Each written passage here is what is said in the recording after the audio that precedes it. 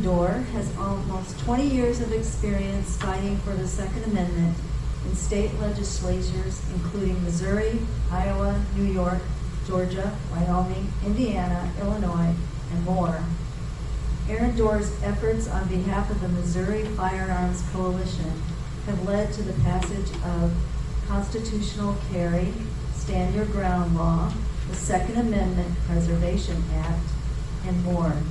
In addition, gun owners have removed dozens of incumbents from office in Missouri after being exposed by Aaron's educational efforts. The Missouri Firearms Coalition was founded in the summer of 2015 by Missourians who are sick and tired of politicians campaigning on a pro-gun platform and then failing to fight to advance a pro-gun platform once safely in Jeff City. Mr. Dorr hosts a YouTube channel known as Missouri Firearms Coalition, which is updated weekly.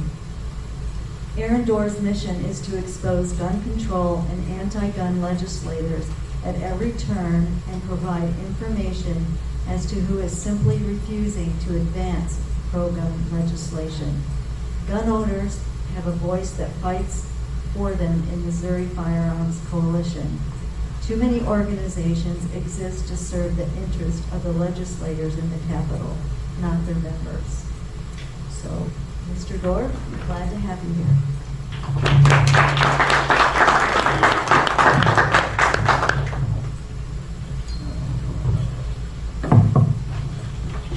Good evening, and thank you all for the chance to be here tonight. When Jan gave me the invitation, she said, come down here and talk about the Second Amendment. And I said, what about it? She's like, all of it. So if we're here until midnight tonight, you gotta blame her. Don't blame me. No, I won't do that to you. We're gonna kind of give you an overview of where the fight for gun rights is here right now, both in Missouri and the federal level and in the federal courts. There's kind of three areas right now where the fight for gun rights is being waged. And it's gonna be kind of a good news, bad news situation for you. Before I get even to the details, there's a real shift underway right now in the gun rights community as to the reason why we care about the Second Amendment. This room, I think, is probably different from the average, but going back for the last generation or more, most people, even in the gun rights space, talked about the Second Amendment in an academic way. This was a historical document, it's a philosophical conversation. Maybe there's some concealed carry aspects, maybe there's some discussions about hunting or sports shooting. Most people, even in the gun rights community, 10, 15 years ago, never talked about the real reason why we have a Second Amendment. It's not hunting, it's not sports shooting, it's about defending ourselves against our own government should it ever become tyrannical. And no one wanted to talk about that. Again, this room I'm sure is different than the average. I see some heads nodding like, yeah, we get that, yeah. Well, a lot of people didn't understand that.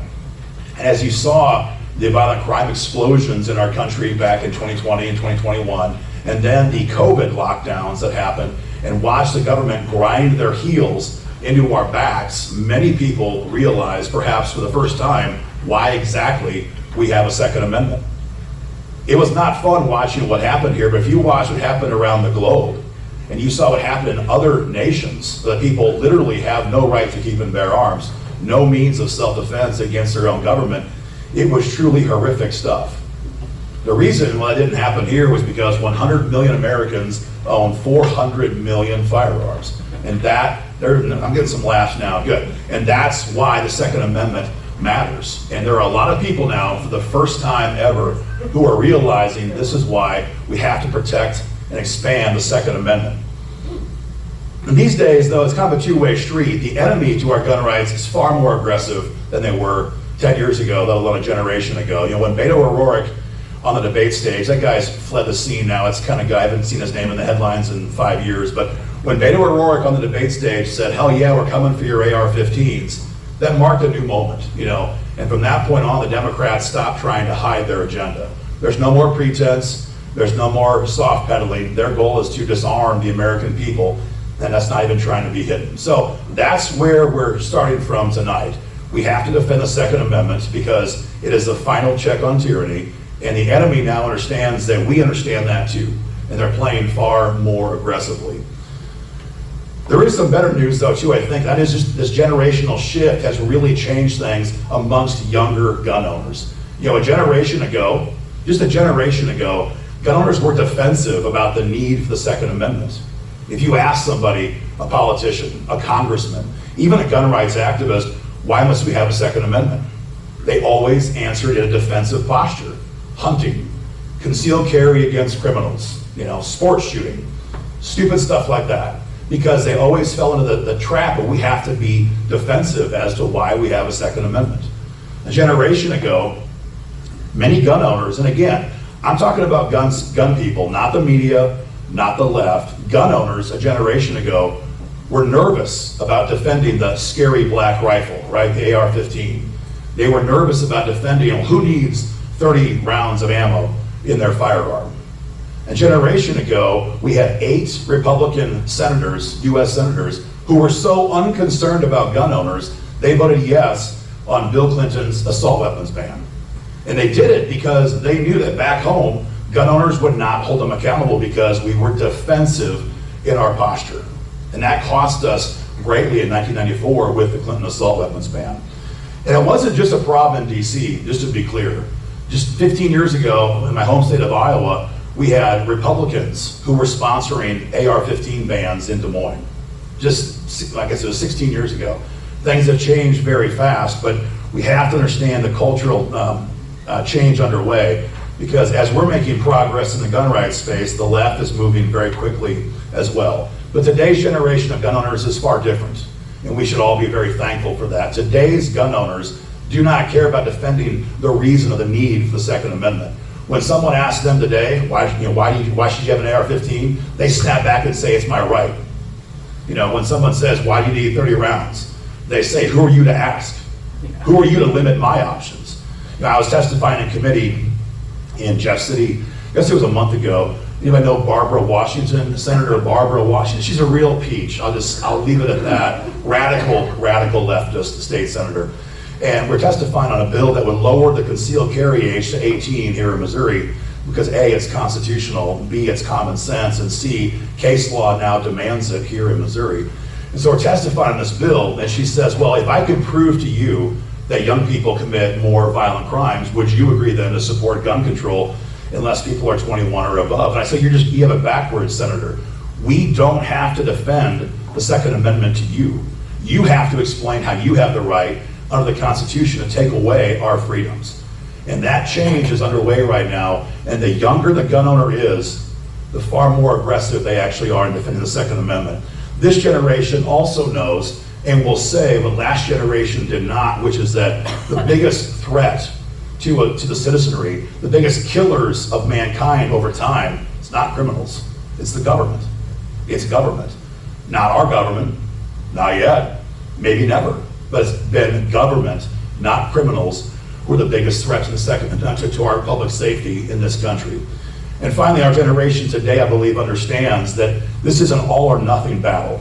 They now realize that these folks don't want to tweak the edges of the Second Amendment. They don't want small things. They want to wholly disarm every single one of us and leave us with hunting shotguns and bolt action rifles and antiques. That is their goal.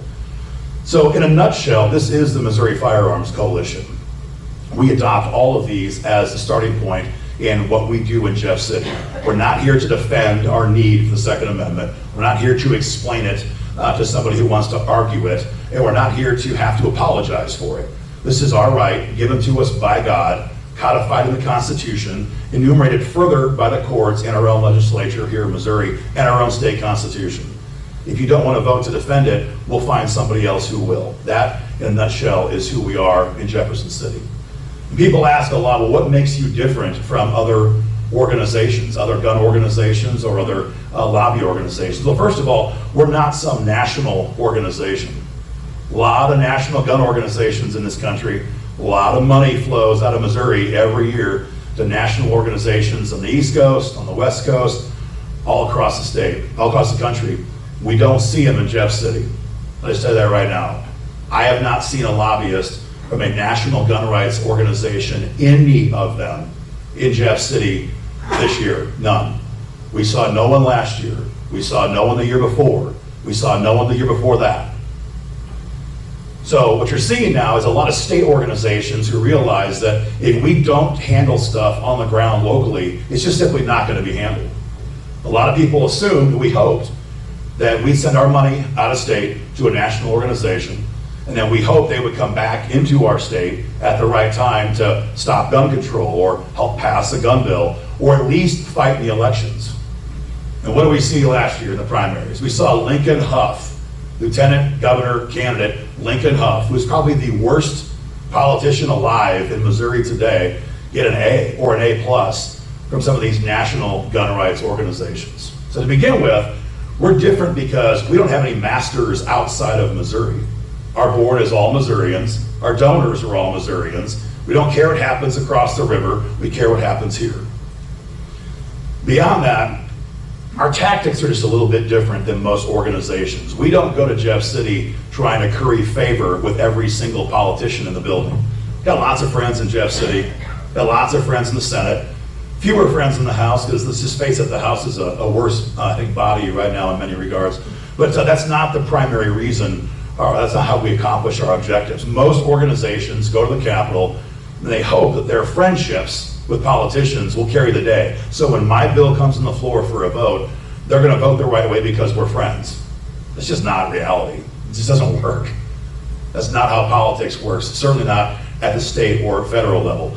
Our method is very simple. It's grassroots mobilization. Our goal is to flood the Capitol with hundreds of thousands of calls and emails from our members from all across the state in the weeks and days leading up to a gun vote, so that everybody in the building knows they've got two choices: vote the right way right now, or face the wrath of gun owners in my district during the next primary or general election. That's one big difference between the Missouri Firearms Coalition and other organizations. And we don't, because of that then, we don't beg politicians. We'll give them a chance to vote the right way. I'll meet with them. We'll talk with them. We'll explain the bills. We'll do our job and give them the information they have to have. At the end of the day, if they don't vote the right way, we have an answer for that, and it's called the primaries. And MOFC has been ruthless. Our members are ruthless in the primaries. It's gone on for a long time now, and our members have unelected dozens of anti-gun rhino Republicans over the years. And some general elections, but for the most part, as everyone in this building knows, the primary election is the ball game here in Missouri politics. So that's what makes us very different from most organizations. The result of that intentional methodology has been very fantastic. We have passed massive gun bills into law for quite some time. The host mentioned constitutional carry, stand your ground law, lifetime carry permits, enhanced castle doctrine, SAPA, you'll hear more about that in a few minutes. And again, unelecting dozens of anti-gun rhinos along the way. That's why gun bills have moved traditionally here in Missouri, because for the first time, there is a state-run organization on the ground in Jeff City who was there constantly putting pressure on these politicians. For the most part, it's the squeaky wheel gets the grease. It's just how this works. So of all the hundreds and hundreds and hundreds of bills that are filed every year, many of them are terrible, but many of them are good. If there's not an outside organization pushing that legislation, very oftentimes those bills will die. That's just the reality of it. And so we push very hard on that legislation. Now, kind of reviewing what happened last session, which adjourned just last week, Wednesday, as I'm sure everyone here knows, major push this year in the Second Amendment Preservation Act. Who's heard of SAPA law before I get too far on the road here? Second Amendment Preservation Act, we passed this in 2021 because when Joe Biden came into the White House, it became very obvious it wouldn't matter how red Missouri is, it wouldn't matter how pro-gun Missouri is, or how many gun laws we passed in the books here, if our state and local law enforcement were simply ordered around by the Biden White House to enforce federal gun control laws. And that's what happens most of the time. The majority, in fact, the supermajority of federal laws, orders, ordinances, treaties, whatever, are enforced by local cops because the feds simply do not have the manpower. And there might have been a time, I guess, where that wasn't a problem. Maybe back in the day when the feds weren't actively trying to attack red America, maybe that wasn't a big deal. That's all changed now under Joe Biden. And so we had to find a way to keep our cops from being used by the feds to enforce federal gun control laws. That's what SAPA did. SAPA said that cops in Missouri only enforce Missouri gun laws. Very simple. And because we all know that our blue cities are going to violate this ordinance, we had a $50,000 civil penalty into the law. So when, not if, St. Louis, Columbia, Springfield, Kansas City, all the rest of these places would violate that, the gun owner whose rights were infringed could sue the agency, not the individual cop, but the agency, in a civil court for damages. The Biden White House hated this, and there's a good reason for it, because if this spreads, if SEPA spreads, it will be the way to defang the next leftist president that's gonna come into the White House. They rely almost exclusively on our cooperation at the state level to enforce federal laws of any kind, certainly when it comes to gun control. No big surprise, we were sued as a state almost immediately after SEPA was in effect. SEPA was on the books for about 2 years, maybe 25 months, and it was then blocked by the 8th Circuit, who said that certain words in SEPA's law was unconstitutional. They said it wasn't a problem to peacefully not comply with federal laws, but it was a problem some of the words in the bill. So we had a genius idea. We said, we're gonna erase those words and we're gonna repass the Second Amendment Preservation Act. There is a reason why this has to happen as quickly as possible, because Trump is in the White House. And when the next president comes in 3.5 years from now, maybe it's a Republican, maybe it's someone who's pro-gun, hopefully even more pro-gun, right? But it could be a Democrat. And the next Democrat, we all, I'm sure, can agree, will be far worse than Joe Biden. That's how things are going now. Wild extremes, back and forth, right, to the right and to the left.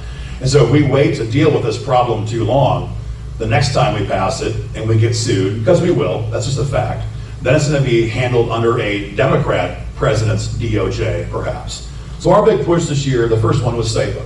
We had the bill sponsored by Rick Bratton from Cass County. In the Senate, he's one of the best we have today here in Missouri in the fight for gun rights in that chamber. In the House, we had Bill Hardwick from Rolla. If you haven't had Hardwick here to speak to your organization, you should reach out to Bill. He's a ways away, but there is perhaps, man, there may be nobody better possibly today in the House who can articulate the reason for state sovereignty, the 10th Amendment, the Second Amendment, and do it with a much better presentation than I can give you than Bill Hardwick. The guy is phenomenal. So we got the bill passed out of the House. I think it was 100-49. Got it past the Senate committee, 5-2, party line vote, no big deal. Got it on the floor of the Senate for 7 hours of debate. And what happened almost immediately is the Democrats file amendments and they get on the floor. Who knows what a filibuster is? Raise your hand, please. At least half the audience. So Democrats get on the floor and begin to mount a filibuster, hours and hours. They wanted two things. They wanted us to agree to make it a crime for anybody under 18 to possess a handgun in Missouri, with limited exceptions. And number two, they want to create lists of misdemeanor offenses that would get someone disarmed here in Missouri for a lifetime. They wanted to add in misdemeanor offenses. They want to make it a crime for my daughter to possess a handgun. And so we met with them in Senator Bratton's office. This is how this works. When the Democrats are on the floor, their tacticians are meeting with other parties trying to find room for a deal. Problem is, we don't do deals very good. We just don't. And so they say, if you take this deal, we'll stand down, we'll stop blocking SEPA, and you'll pass it immediately. And I said, no deal. We can't accept that. Well, if you take one of these two things, we'll sit down and you guys can pass SEPA tonight. And I was like, we're not doing it. That's not who we are. Now, I want to be clear, there are national organizations that would take that deal in a second. Oh, you mean 1.5 steps forward and 1 step back? Yeah, we'll take that deal. That's not how we operate. And so we told them no. And as a result, the bill was pulled from the floor because there wasn't enough, how do we phrase this? There wasn't enough guts amongst some members of the Missouri Republican Senate Conference to move the bill forward. So that was SEPA. I'll come back to that in a little bit. We've also worked to ban red flag gun seizures. Who knows what a red flag law is? You could raise your hand. A bunch of the people do. It's pretty simple, right? Someone who doesn't like you. It could be an ex-girlfriend, an ex-boyfriend. It could be a coworker. It could be a neighbor. It could be, who knows who. Calls you in and they say, hey, I think that Will there is dangerous. I mean, after all, I saw a gun sticker in the back of his truck. I saw him buy ammo at the local hardware store last week. And I used to know him in a personal capacity. He could be dangerous. In a red flag law state, once that call is made, law enforcement goes to the judge. They petition the judge and say, this guy is dangerous. And it's not a function of if, it's when the judge issues that seizure order Your guns are taken from you before, here's the key part, right? Before you've been charged with a crime, before you've been arrested or indicted, or here's the big one, convicted of a crime. And it's not just blue states that are passing red flag laws. Florida has red flag laws. Indiana has red flag laws.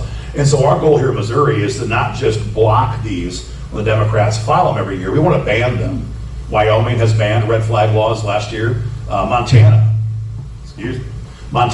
banned red flag laws just last week, as a matter of fact. So in Red America, this is becoming the standard. If you want to be pro-gun, you have to ban red flag laws.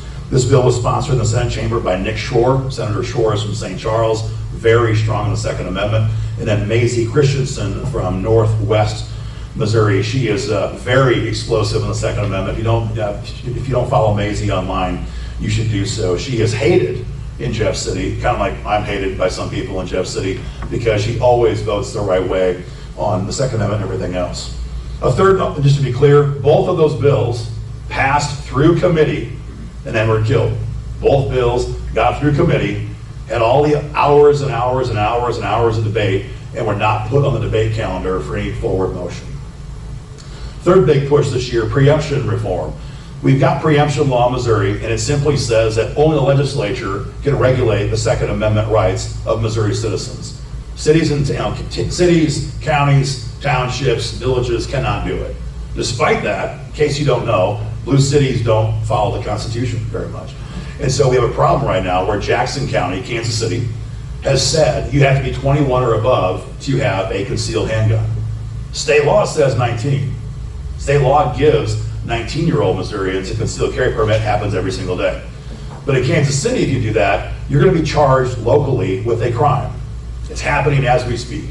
They also said you have to be 21 or above to possess a scary black rifle, an AR-15, right? But again, there is no minimum thresholds in Missouri law when it comes to that. In fact, you have to be 18 to buy one, but you can possess one at almost any age, but not in Jackson County. These counties are beginning to believe they have more power than the legislature. And it's because, in many ways, the legislature is not pushing back on this stuff. This is blatantly illegal. In fact, the county executive in Jackson County warned them, don't do it. It's going to get us sued. He vetoed it when the county alderman passed it. They then overrode his veto and enacted it in December of last year. So we had that bill filed by Brad Hudson in the Senate and Lisa Durnell in the House. Same thing. Hours of committee work. We passed both bills through committee, and both bills promptly die for lack of attention by our supermajority pro-gun leadership in Jeff City. Finally, we had enhanced standard ground law. Missouri has standard ground law. We passed it back in 2016, but the threats have changed since 2016. Who would have seen a Kim Gardner and what she did to the McCloskeys, back in the day, right? So these days we know we have these Soros-funded prosecutors who are looking for any way to ruin your life if you happen to use your firearm in a self-defense situation. So we've removed the requirement to retreat. But what you may not know is that in Missouri law, if you use your firearm in a self-defense situation, you are presumed guilty and you have to prove your innocence. Now, if you drive away tonight and you run a red light, you're presumed innocent in a court of law. But if you use a firearm in a self-defense situation, you're presumed guilty and you have to prove your innocence. It's a much harder thing to accomplish. And don't forget, you're funding every single bit of that legal defense at that point, right? So we're trying to reverse that to give Missourians the presumption of innocence. It's America and stuff. We're supposed to be presumed innocent until proven guilty. And that's what the bill would do. It gives us the presumption of innocence and the ability to do a pre-trial immunity hearing and present evidence before the court that says this clearly was a self-defense shooting. If the judge agrees, because you've got video evidence or witness statements or whatever it is, you walk out the door a free man. Senator Ben Brown from Franklin County was the lead sponsor of this bill. Got it through committee, boom, dies. No action, nothing from our Republican super majorities. The good news, if there is good news, is that we are constantly pushing in Jeff City. There is no neutral in the fight for gun rights in any state capital or in Washington, D.C. We're either gaining ground or we're losing ground. And what happened before we had a state organization on the ground is we were always losing ground because there's no one there actively pushing. Sure, you'd have individual state reps and state senators who were pro-gun, who would file pro-gun bills, but it takes outside pressure to really move the agenda in Jeff City. Now, we're not the only people pushing. The Democrats are going buck wild crazy here in Missouri, filing bills like we've never seen, I don't think ever, probably in the history of Missouri politics. We saw things this year that, for example, someone read Article 1, Section 23. There were resolutions filed this year to repeal that out of the Constitution, to put that on the ballot and totally repeal Article 1, Section 23 of the Missouri Constitution.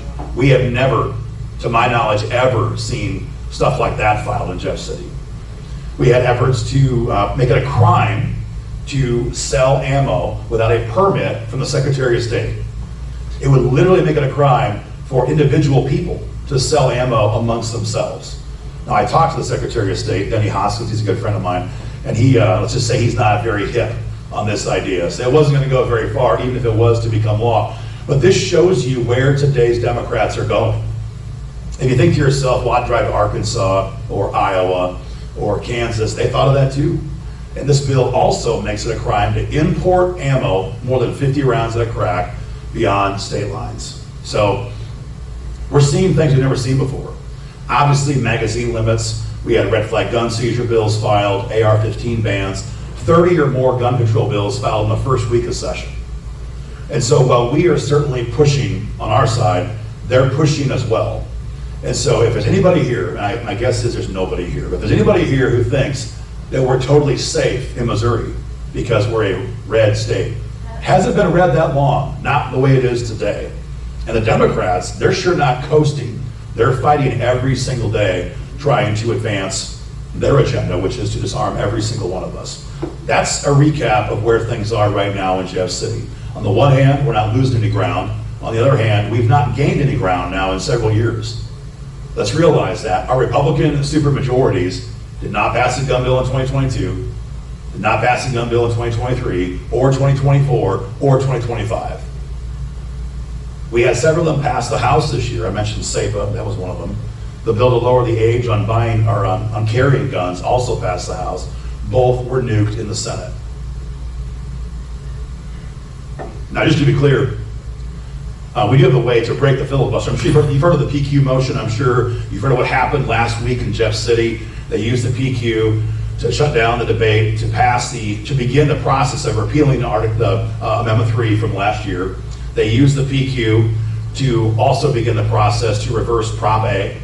That happened, and just for those who don't know, the previous question motion, the PQ motion, simply says we're going to stop debate, we're going to stop the Democrats from filibustering, and we're going to vote the bill out. It's very simple. But Republicans in Jeff City do not like to use this. And they're still trying to fight with one hand tied behind their back, and they wonder why we often lose. So thankfully, they use the PQ on 2 issues, but they have to use it a lot more. It was nice to see the governor just a couple of days ago in a press conference, a post-session press conference, and the press asked him, was that, in your opinion, justified, using the previous question motion to end the filibuster and force these bills through? And he said, this is a paraphrase, he said, when the minority party uses the filibuster to stop the business of the Senate, to me, it's no different than we use the PQ to stop the filibuster. And so we are hoping, and our allies in Jeff City believe that we're going to see, hopefully, more, not less, of the PQ being invoked here in Missouri. Because this makes no sense. We have a 24 to 10 Republican supermajority in the Senate. There is no mandate to get along. There is no mandate to make deals. There's no mandate to share the floor. If you want to discuss a mandate, the mandate's pretty simple. Republicans, and conservatives in particular, have sent a supermajority of Republicans there to, do Republican things. And so this idea that we have to always bend to the will of the minority is ridiculous. And we hope to see more of the PQs used in the future, if necessary, to advance the Second Amendment. Moving on to Washington, D.C., a very terrible place, a dark place, a place that's no fun to talk about. D.C. right now is a logjam, no question about it. We have a 220 to 213 Republican majority in the House right now. We need 218 to pass a bill in the Congress. And so 220 is what we got. We need 218 to pass a bill. The problem is contained in that 220 are absolute backstabbing snakes who hate the Second Amendment. Brian Fitzpatrick is a name that you should be aware of. He is a Republican in name from Pennsylvania who hates the Second Amendment. He's always put it wrong in the Second Amendment. And when Joe Biden wanted to find a bill sponsor for his national gun registration bill, the previous Congress, H.R. 715, he did not go to a Democrat. He did not go to a Democrat. He didn't go to Pelosi or AOC or some crazy, fangs out, ghoulish Democrat. He went to this fraudulent Republican, Brian Fitzpatrick, to ask him to lead this effort, and he did. Hundreds of co-sponsors from the Democrats on a Republican-filed gun control bill, H.R. 715. Now, thankfully, the bill died. But that's some of the people we have right now in our majority in D.C. are people just like that. And so it is very difficult right now to see a path on some things. That being said, we have a majority and we have to act like it. We have to go on offense. So the only national affiliates we work with is the American Firearms Association. And the American Firearms Association on the ground in D.C., all Congress long, working with a name you're going to recognize, to go on offense and do big things. Eric Burleson from Missouri, you guys all know him, right? Eric Burleson, he was a champion for gun owners in Jeff City for his 12 years in the building there. He passed more gun bills into law in Jeff than anybody else, I think, alive today here in Missouri. Phenomenal gun rights leader in Jeff City. Same thing in Washington, D.C. First bill he files this year, the new majority, H.R. 221, to abolish the ATF. A generation ago, you couldn't get away with that. I mean, I would even say 15 years ago, if you said we have to abolish the ATF, Republicans would say, that's too much. You're a revolutionary. 8 years ago, they would say, well, we got to make some tweaks. It has to be reformed. It has to be fixed. It has to be improved. We're way past that point now. The ATF has always been nothing but an attack dog against gun owners. Most oftentimes law-abiding gun owners, just to be clear on that. Maybe occasionally a mom-and-pop gun shop had a paperwork violation. But of course, they'd storm in there with a SWAT team, a helicopter, a drone, 14 dogs, and everything else they need, and just terrorize people. And that was how it was in the old days. Under Joe Biden, it was far, far worse. We all know what happened in Arkansas with the airport manager, right, who got shot and killed by the ATF in their gun raid. Just a year and a half ago. And I was in the committee hearing room in D.C. with our national affiliate as they were questioning Steve Dettelbach, the former head of the ATF, about that raid. And I asked him, did you guys have your body cams on? No comment. Did you guys use a cloaking technology so Mr. Malinowski's wife could not call 911? No comment. Did you guys even talk to local law enforcement to have them go and arrest this guy when he was in his office the next day? No comment. See, these people work for us. This is our own government, and they gave a virtual middle finger to the Congress of the United States in committee. What will they do to you and me as individuals if they're not held in check? This entity has to be abolished. Thankfully, Eric Burleson has 32 co-sponsors now on this bill. Again, 5 years ago, he'd have been laughed at. He'd been called a January 6er, right? These days, we have over 10% of the Republican majority on the bill as a co-sponsor. Very, very good stuff as a starting point. We also have H.R. 335, also with Eric Burleson. Who's heard of the National Firearms Act, NFA? Anybody? A few people? National Firearms Act was passed a long time ago to regulate machine guns. What's happened, though, in the years that followed is the presidents of all parties have seen the NFA as not so much a law, but more of an expandable suitcase. So anytime they want to regulate an item like a machine gun, they unzip the National Firearms Act and they cram in a bump stock, or they cram in a pistol brace, or they redefine what a firearms dealer is. They then zip up the NFA and then tell the ATF, there, you can now go regulate that item like a machine gun. That's happened for the last couple of presidents in a row. So the NFA has been used as a tool then to accomplish through a bureaucratic process what can't be done in Congress. Biden couldn't ban pistol braces in Congress. He didn't even try. Instead, he regulates them through an executive order that then tells the ATF to enforce these laws as if it was passed by the Congress. H.R. 335 would also repeal the National Firearms Act in its entirety, and again, allow local law enforcement and other agencies to regulate these items. We're going to be getting away from the days where the government can simply, by executive fiat, regulate our Second Amendment rights. That bill has, I want to say, 20 co-sponsors right now, and again, carried by Missouri's Eric Burleson. We also have H.R. 38, national reciprocity. This is not our bill per se, but it make your Missouri concealed carry permit good nationwide. It would end the days of traveling across Illinois wondering, oh my gosh, is today the day they're going to get me, right? That happens a lot. Yeah, I've seen hands come up.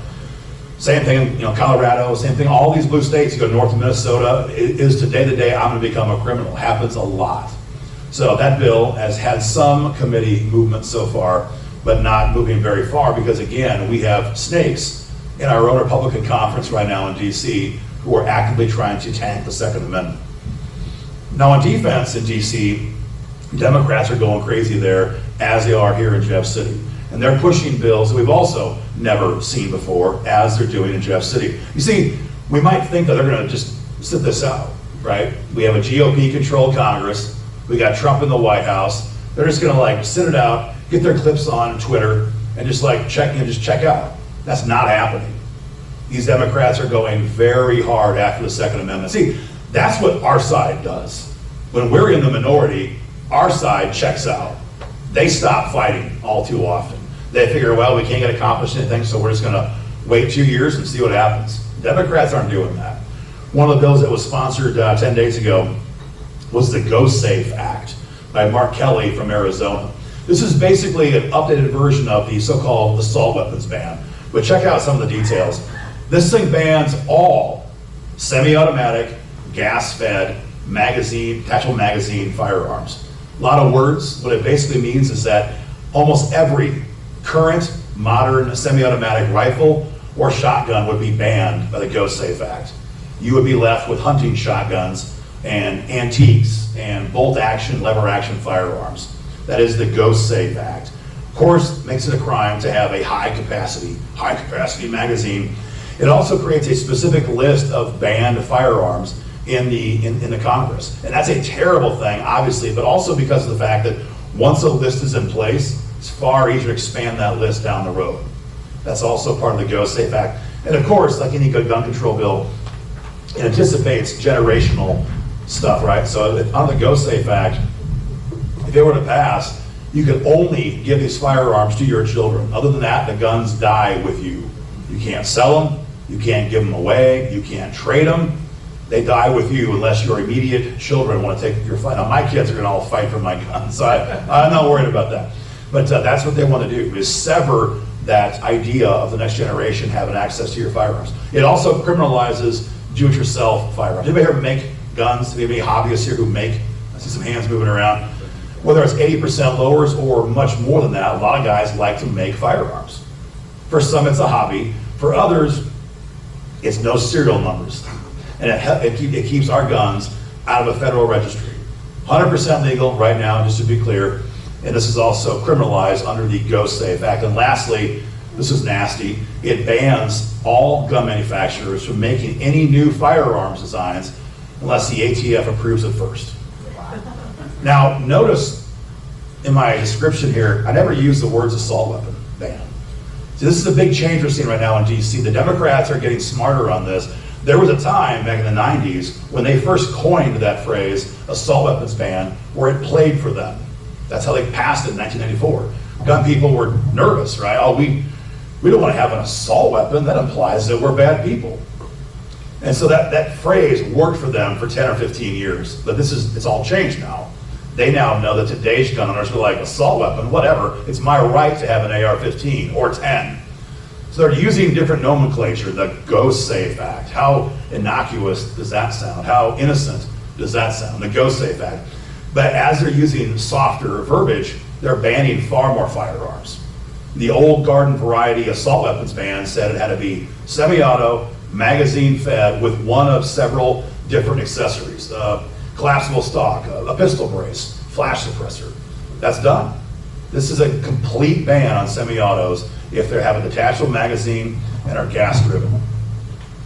So we're seeing real real pushing on both sides right now, I guess, in Congress. You know, what happened the first time that Trump got elected, think back to 2017, we had Paul Ryan in Congress, Speaker of the House, the fearless leader he was for the people, right? That's a joke, you can all laugh at that. And we had Mitch McConnell, same thing. And these two guys worked to kill any and all pro-gun bills, even though we had just defeated Hillary Clinton and had a pro-gun majority in DC. Nothing good happened. In fact, we got fixed NICS and we got bump stock ban during that time. So we can't sit back and wait and just see what happens in DC. We have a very narrow window until the elections next year. This is our chance to force these Republicans to get on the gas and start passing gun bills. We haven't even seen a repeal of what Biden did yet. There's been no repeal of Biden's executive orders on pistol braces. There's been no repeal on Biden's order to redefine what a firearms dealer is. There's been no efforts to repeal the red flag funding bill that Roy Blunt helped pass in 2022. And this is before we get to the midterms.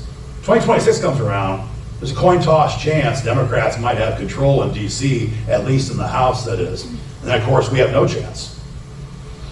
And that's why, frankly, I love state fights, because we can do real good here at the state level in a way you simply can't do in Washington, D.C. Now, changing gears to the courts, we've seen real progress made in the courts over the last couple of years. Who's heard of the Bruen decision from the Supreme Court in 2022? All right, very briefly. Prior to the Bruen case in the Supreme Court in 2022, the Supreme Court always held to a two-pronged standard for trying to determine if a gun law was constitutional or not. Number one, is the conduct in question covered by the Second Amendment? So, owning an AR-15, is that covered conduct? And if it was, then number two was, does the government have a compelling public safety exemption or reason to oppose this covered item? It's called means into scrutiny. So the government could simply say, well, Your Honor, yeah, an AR-15, that is covered by the Second Amendment, but they're dangerous and they get innocent people killed. The courts could say, yeah, sorry, you can't have them. And that's why after the Heller case in 2008, gun rights activists lost about 95% of legal challenges that we filed in the courts from 2008 to 2022. Because the government could simply invoke that means in scrutiny standard and say, but they're dangerous, and the courts agreed almost every time. The Bruen case, 2022, reshaped everything when it comes to the fight for gun rights in court. Clarence Thomas is a national treasure. Probably everybody here agrees with that. Pray for his heartbeat every single day, that God gives him more time on this earth. When he wrote the Bruen case in 22, he changed all that. Now the way the courts go is, number one, is it covered conduct? And number two, can the government show a historical analog, historical example of a similar gun control law on the books when the Second Amendment was ratified in the 1700s? So if you want to say, I have to be 21 to own a gun today in Jackson County, well, can the government show that at the time of our nation's founding and the ratification of the Second Amendment, was there a similar law on the books? And if they cannot, those laws are being struck down. And it's happening at record levels. We've had more wins in federal court in the last 5 years than the last 55 years. And that's no exaggeration at all. The Bruen case began all this. What we're seeing now is, I mentioned the age limit thing. That's a huge topic right now across the country. We have seen circuit courts then strike down state laws that require you to be 21. In the Third Circuit, that's like out east, Pennsylvania. The Fifth Circuit, that's Texas. The Eighth Circuit, that's us right here in Missouri. And just to be clear, the circuit courts cover 5, 6, 8 different states. So when the Eighth Circuit here in Missouri says that it's unconstitutional to make someone be 21 to possess a permit, that governs all the states in that circuit. And so last summer, there was a lawsuit filed in Minnesota in the Eighth Circuit that said that the current law in Minnesota, that I must be 21 to possess a carry permit, was unconstitutional. The Eighth Circuit agreed, even though they did not go with SAFA, but hey, whatever.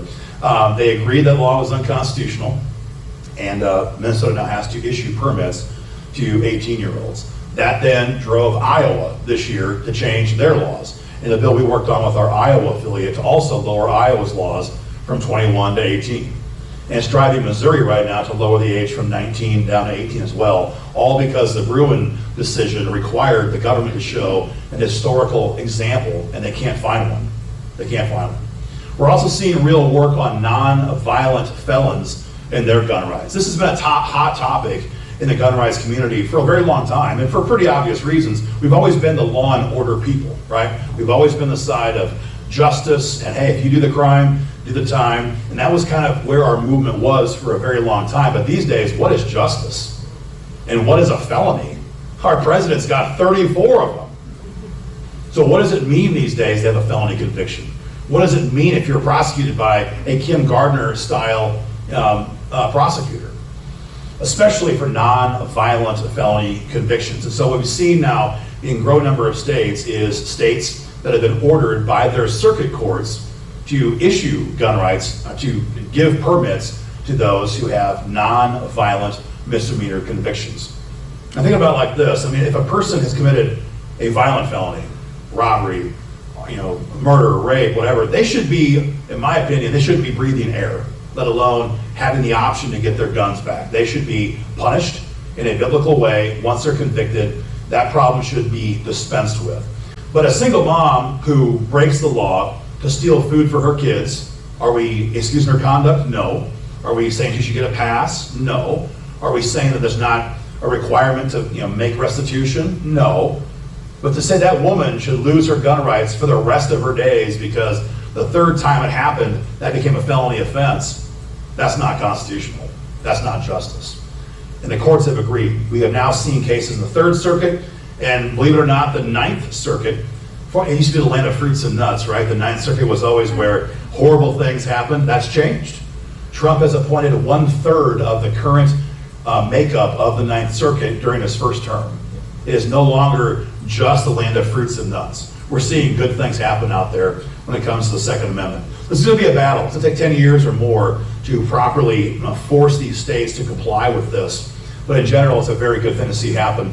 And the DOJ, incidentally, recently came out with a briefing telling the court they agree that non-violent felony convicted persons should have their gun rights back. So we're seeing real progress in the federal courts. We saw the pistol brace ban from Joe Biden, for example, blocked in the Fifth Circuit several years ago.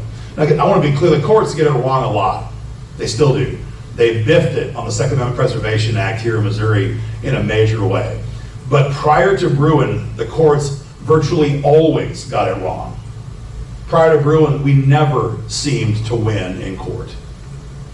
And so these are great times to see the fight for gun rights being waged in federal court. And I should also mention that almost every big 2A case over the last couple of years under the Biden tenure, Andrew Bailey was there to lead that charge either directly or as a co-conspirator with other very pro-gun attorneys general. We have some good ones. Kansas has got a great one. Idaho has a great one. And Missouri has perhaps one of the best. And these guys have done tremendous damage to the left's gun control agenda over the last couple of years. Bailey has become a national leader now.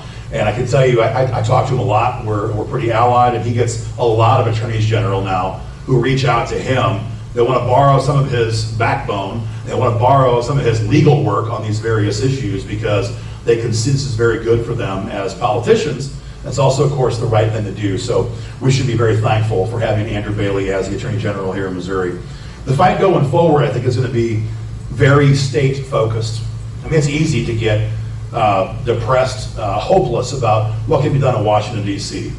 I have that same thought sometimes. We have great friends in D.C. Bob Onder from St. Charles, very, very pro-gun congressman from Missouri.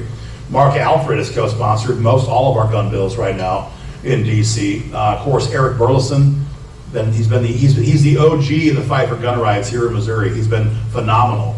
But there's a limit to what they can accomplish. Because again, we have a lot of Republicans who are actively working to tank the Second Amendment right now in D.C. So the states is where the gun rights battle is going to see real progress, I believe, in years to come. You're going to see bluer states getting bluer and bluer and bluer. They can't help themselves. They have no idea. Even though their states are losing population, they're losing congressional seats. And in fact, there was a report that came out last week that Kathy Hochul in New York State, her agenda is so leftist that she may actually lose her own re-election next year in New York State. Despite all of that, they're still pushing to go even further when it comes to gun control. So blue states are going to get bluer. The reds, we hope, are going to get redder. But it's critical that gun owners don't, it's up to us what's going to happen in red states. And it's critical that a few things happen. Number one, we cannot let gun owners only vote in the presidential election. This happens all the time. There's so many gun owners who are pro-gun, love the Second Amendment, who only vote for the presidential. That is short-sighted at best, criminally stupid at worst. Like, you must drag your friends out to vote, not just in the presidential. They also cannot just vote in the general election, even on off years. Primaries in Missouri decides everything. There is no competitive general elections almost anywhere in the state, except for a handful of Senate seats around Kansas City, a couple are in the suburbs in St. Louis, and none of those will decide the majority in Jeff City. So primary elections, though, will decide who runs our state. I mean, again, we came this close to having Lincoln Huff as lieutenant governor for the next 8 years, and then likely, at least odds-on chance, he'd be the governor for the 8 years after that. So thank God for David Wassinger. But again, thank God for the gun owners that came out of that primary to make sure Lincoln Huff is a turned-out, bitter, angry old state senator. It's also important, there I'm getting some laughs, good. It's also key that we don't let gun owners simply tune out after Election Day.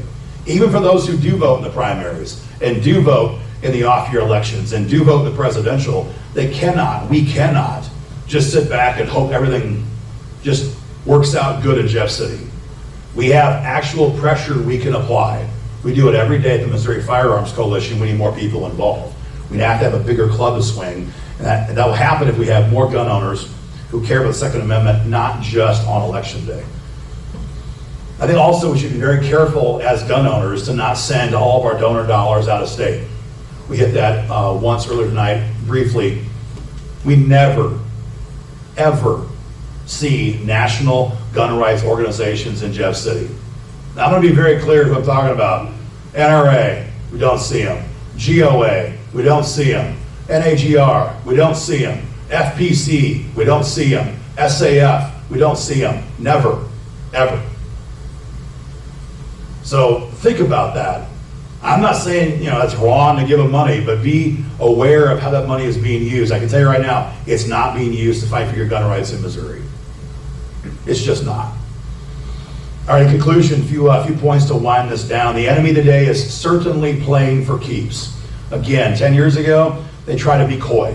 They tried to make small changes, they said. Beto O'Rourke kind of tossed that in the dumpster when he said, yes, hell yes, we're coming for your AR-15s. They're playing for keeps. The good news is that our side is finally beginning to play for keeps as well. It is in large part generational. Again, the younger the gun owner, the more rabidly pro-gun he is, or she is. The younger the gun owner, the less they care about defending anything. They want you to vote the right way, or they'll never forgive you for the rest of your life if you're a politician. We are winning in court. We have to continue to fight in court, not just in red states, but in blue states. There is real paths to striking down gun control in blue. I mean, just last month in Illinois, a judge said it was not constitutional to require Illinoisans to have a FOID card if they're simply going to own a gun in their own home. I mean, this is crazy stuff. No one would have predicted this 5 years ago. Nobody. But it's happening right now, even in blue states.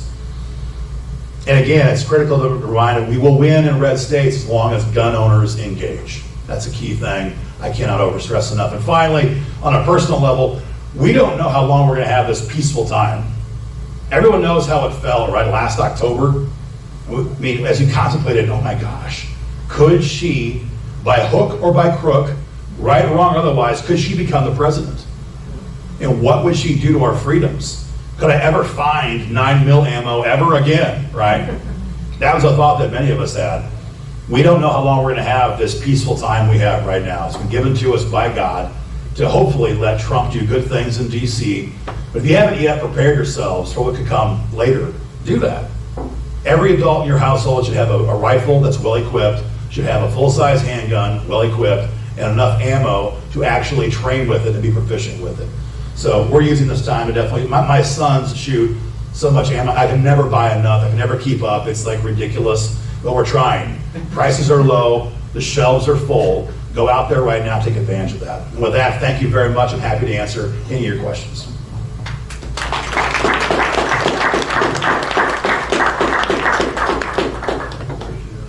First question, anyone? Oh, David. I'm gonna hold it. I'm a pretty simple guy, and every state has a law that says if you violate your oath to office, you must vacate. I see that as a solution to all this bickering back and forth, not only on gun laws, but everything else. So when you swear to uphold the Constitution, and you go ahead and violate your oath to office by picking and wanting to limit and abolish the Second Amendment, which you took an oath to uphold, my question is, and I can't find the answer, and I really, this is not disrespecting you to have the answer, but who's to enforce that law that says if you violate your oath of office, you must vacate? That would solve the whole damn problem. Yeah, there's a lot of folks that kind of bring this up. Can't we just simply fire them all? Can't we simply kick them all out of office? They have broken their oath of office. And I guess I get the question. I think that it's, in some ways, it's seen as a magical cure for our problems. At the end of the day, we the people run this country. At the end of the day, we the people are in charge. At the end of the day, somebody has to enforce what you're talking about. And in this country, that's done through our elected representatives. We're a republic. We're not direct democracy. At the end of the day, Jefferson City is going to have to enforce this on its own members. And if they're not going to do it, our solution is very simple: to find people who will. But to simply walk into the Capitol and talk to a Democrat and say, you broke your oath of office, you're out of here, it should be that simple, and it's just not. And I think it's, in some ways, I'm not implying to you at all, sir, but in some ways, people use it as a bit of a carve-out or a bit of an excuse to not be more involved like you people are all locally. They figure, well, if it gets that bad, we're just going to impeach him. Well, who's going to impeach him? Who's going to do it? You know, who has that power? Well, we do as the people, but through elected officials. And so the same problems we have passing gun bills right now will be the same problems we're going to have in trying to force people out of office. It's going to require a lot more guts. I'm afraid it's going to require things to be a lot worse before most people care enough to pursue that option.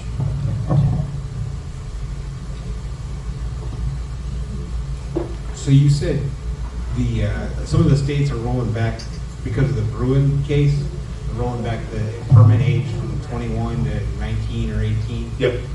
Is there historical precedence for even the permit or the age of 18? Right, so first of all, kind of a two-part answer. We have constitutional carry in Missouri, as I'm sure you know, and so there is no requirement in Missouri to get a permit, and that is in keeping with the nation's history of not having permits. So we have that answer, which is very constitutional and pro-gun. There is a history of some permitting in some capacities back in those days. The key thing is that it's not arbitrary. Is my mic still on? There we go. And so we have this constitutional carry provision, just to be clear, but beyond that, the permit is an optional permit for those who want it. And there have been traditionally some guidelines as to who could have that. For example, you heard on this a while back, Democrats were screaming in the committee to another witness. I wish it was me. I was next up to speak. And they asked this witness, well, are you okay with 17-year-olds having a handgun? How about 15-year-olds? And she kept saying, I defer to the courts. I defer to the courts. He's like, how about 5-year-olds? I mean, he was trying to get her to say some number, some point in line. My answer would have been very simple. Who do you think you are as the government to tell me when my children have a right to be taught how to use a handgun for self-defense? Unfortunately, I couldn't give that answer. I wasn't the one being questioned, but hope they give you some context on your question. Aaron, would you like to say anything? The deadline's coming up for the DOJ about the SAPA? Yeah, we have the SAPA 1.0, which we're still working on in the courts right now. The DOJ has had multiple extensions granted to them to respond to the Attorney General's request from the Supreme Court to issue cert on this issue. They have so far gone past their deadline 2 or 3 times. Our AG has been very patient with them. He is done being patient with them. And they're right now going to have to give a response on what they think about this case going to the Supreme Court. I know some people have said that it was not appropriate to push SAPA 2.0 this year, that'd be a foolish notion to wait.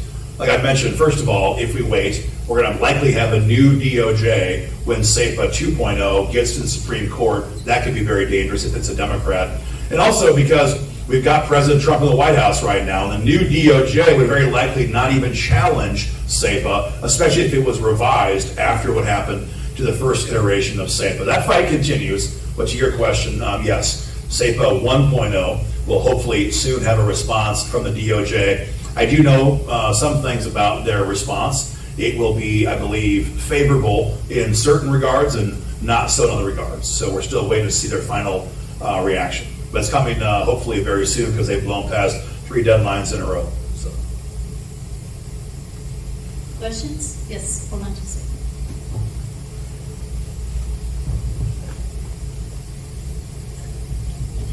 The main idea behind SAPA is to keep the federal government out of the state, isn't it? Like confiscate guns, they shouldn't be able to do that? Yeah, it's a kind of a nuanced answer, but SAPA does not stop what the feds can do because that would pretty much not make it past the first legal challenge. But what SAPA says, the feds can't force Missouri to help them do it. And by taking away their free use of our manpower, that effectively shuts down their entire agenda because they rely on state and local law enforcement to enforce almost everything that they try to accomplish on any issue, not just on guns. We had testimony in committee this year from law enforcement officers, law enforcement lobbyists, just to be clear, officers, good guys, law enforcement lobbyists, bad guys, betrayers of their oath of office. And these people were in committee almost in tears how we only have like 12 feds to enforce all the laws in Missouri. I'm in the back row just like, yeah, 12 feds to enforce gun laws, they said. So by taking away the use of our cops, we will negate their entire agenda. But we can't technically limit what they can do inside the state. Is it a good idea to get like a law firm, like for people with concealed carry in case you have to use it, like you say you're guilty? The insurance, yeah, I would definitely say it's not a bad idea to have concealed carry insurance. Again, we have this weird law right now where we're presumed guilty and we have to prove our innocence in a court of law. So it would not be a bad idea at all to have that kind of insurance. I can't give you a certain company. There's lots of companies out there, so I couldn't give you a certain company that's better off than others, but there are some that I think are better than others, and definitely do some digging and get something, because if you go through that, you're going to spend at least $100,000 on the first round of stuff, not even counting an appeal. So it'll be very, very painful. I should clarify that. If you're in the wrong county, you're going to spend at least $100,000. If you're in a red county and you have some witnesses, it might be a small matter. But if you're in the quote unquote wrong county and you're forced to defend yourself, it could be a bankruptable situation.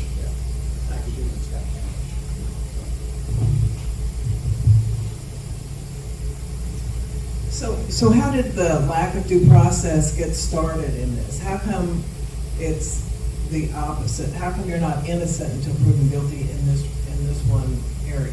This law's been in the books for forever. I mean, virtually for forever. I mean, forever is a long time, but it's always been this way. And most states always had, it was always called the reasonable man standard, reasonable man doctrine. The idea was if 12 people in a jury thought that my actions were reasonable, then I am not guilty, right? That was the reasonable man doctrine. And frankly, it always sounded reasonable to me.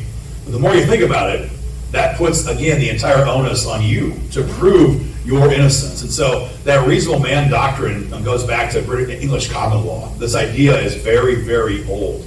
It's only been more recently you've seen states begin to recognize the fact that we are giving gun owners we have all the responsibility, all the cost, all the burden is on us with that threshold. So now you have 18 states that have changed that and given their citizens the presumption of innocence. Frankly, even California has adopted a presumption of innocence standard now. So it's a newer thing in the gun rights community, but it needs to be fixed for sure. Yeah, I mean, in family court, you're guilty until you prove yourself innocent. But I didn't think in regular court. I just didn't know that. Right. This is kind of narrowly tailored to self-defense situations. But yeah, and again, this kind of comes down to county by county. If you're in the quote unquote right county, probably going to be okay. If you're in the wrong county, it's going to hurt. You know, I mean, ask Mark McCloskey, right?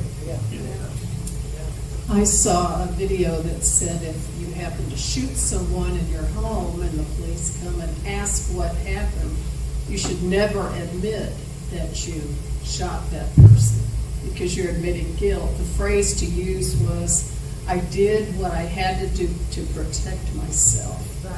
My next question is, will you share with us when your YouTube channel is available with your group? Would I share the name of it? Is that what you're Well, saying? no, when we should tune in. Oh, sure. Well, the second question first. We don't necessarily have a weekly scheduled show. We have shows on demand as things require. So we've been extremely busy throughout a session with dozens and dozens and dozens of video updates. Definitely go and check on those. We will take a breather, which I think our team is entitled to after having adjourned last week. But yeah, we have a lot of videos coming out. We do them on a recurring basis. Just keep an eye on the Facebook page, our Twitter page, and our YouTube channel. Lots of videos coming out on a regular basis. As far as your first question, no lawyer can't give any legal advice, but certainly I think it's always wise to answer no questions until you have counsel present. There's all kinds of phenomenal videos out there you can watch, about this issue, not just when it comes to Second Amendment cases of self-defense, but any issue. So very smart to not talk to law enforcement unless you have counsel present. We had examples just last year, I guess a year and a half ago, under the Biden administration, where ATF was going around to random gun owners' homes, knocking on their door, and just saying, hey, we just want to make sure that the guns that you have on your 4473s are still here, that you haven't, whether through malice or good faith, trafficked them via a straw sale. And there are gun owners out there who would say, well, gee shucks, come on in the house. These days, that's insane. That's insane. You must use caution. Again, if they can put Trump in the box and give him dozens of bogus felony convictions, we have a much, much harder chance of staving off that kind of disaster. Don't make it easier on them by talking to them or let them in your home. Any other questions? I guess this is not necessarily a question, but there was a recent shooting about 6 months ago in Scott City, Missouri. Someone on drugs broke into the gentleman's home. He ended up defending himself in a violent manner with a firearm. And do you remember hearing about that? Oh, can you hear me? Sorry. Good. And they were getting ready to charge him because it's a homicide and he's guilty until proven innocent. And the actual Scott County prosecuting attorney stood up and said, you guys can arrest him, but I'm not going to press charges because this is the clearest cut case of self-defense that I've ever seen. So, to your point, there are people in this state and in our immediate area that do believe in our Second Amendment rights and defending them. And those are the champions, like I know Aaron supports, that we all need to be behind as well. And that is Don and Kyle, by the way.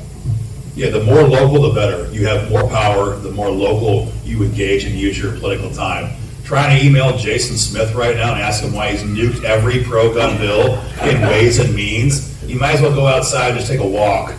He's not going to read it. He doesn't care. He couldn't care less. But your local county attorney, the way it sounds, your county prosecutor, obviously a very good person. So the more local you can apply your political efforts, the better. Always, always. Any other questions, concerns, comments? Seeing none, we thank Aaron Dorr for coming.